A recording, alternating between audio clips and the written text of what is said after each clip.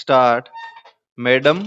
Deputy Chairman, I rise to support the bill which has been moved by the Honorable Minister of State in the Ministry of Home Affairs. This bill incorporates certain sentiments which the country holds so dear as far as the office of president is concerned, and also incorporates the faith of the people in themselves that when they will elect a president, the person who would be occupying the high post would be a person who would have not only the love and affection of the people but would be, as the Honorable Minister pointed out, a dedicated politician whose whole life is dedicated to the service of the nation before he became the president. During his occupation of the office of president, and even after he retired from that office, it is this confidence of the people in themselves and the high love and affection which they hold for this office which have resulted in this particular bill being considered by the House at the present moment. The Honorable Minister has pointed out that the President who has just retired has fulfilled all the requirements which are the basis of this particular measure, and the measure which was passed in 1951. I wish that he had mentioned the last Governor General also, to whom both the measures apply, whether we may agree or may not agree with the last Governor General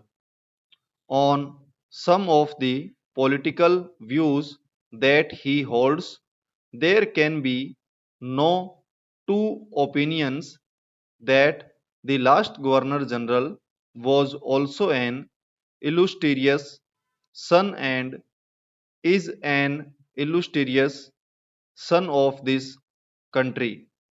and deserves all the consideration, all the love, and all respect of the country which are being incorporated in the present measure and were incorporated in the 1951 Act. While therefore fully supporting the measure which is now before the House, I would like certain clarifications regarding the rules that are going to be made for giving effect to the previous provisions which have been incorporated in the present bill. In the statement of objects and reasons, we are told that a person holding the high office of president has, even after retirement, many public calls on him, and it is therefore considered desirable to provide him with secretarial staff. It is further stated that the bill provides for a staff which may be engaged for the president. Staff might be appointed for him, and office space might be provided for him. It is because of this that certain misgivings have arisen in the minds of some of the members, and they want it to be made perfectly clear that the staff will be appointed not only for the ex-president but will be appointed by the ex-president, and it will be his wishes and his desires that will be taken into account when a particular person is being appointed. Also, regarding the office which is engaged for him,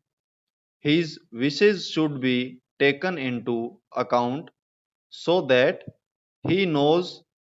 who would be a convenient place for him, and he may go, go to get that place. Another reason for insisting on what I consider to be an important detail is that if the government appoints the staff for the ex-president, then automatically they become government servants because they have been appointed by the government. It may be that in the rules a clarification might be attempted whereby they may be exempted from some of the service conduct rules which are applicable to normal government servants. But even there, it will be much better that this should not be left in any doubt, and that these persons that are appointed to assist the ex-president in his secretarial task are appointed by the ex-president himself. They would be the staff of the ex-president and would not be appointed by the government for the ex-president and would not be government servants. This point ought to be made quite clear so that the ex-president has got all the rights of determining the service conditions of the people appointed by him. Of course, subject to the overall limit which has been provided and to my mind rightly provided in the bill. Within that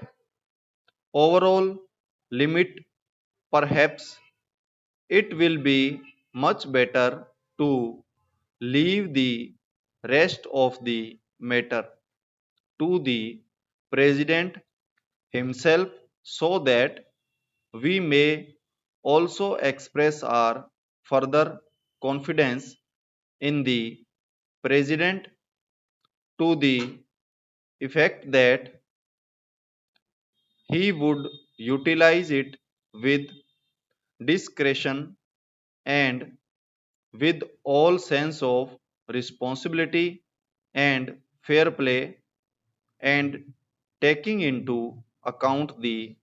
interests of the public and of the public exchequer too.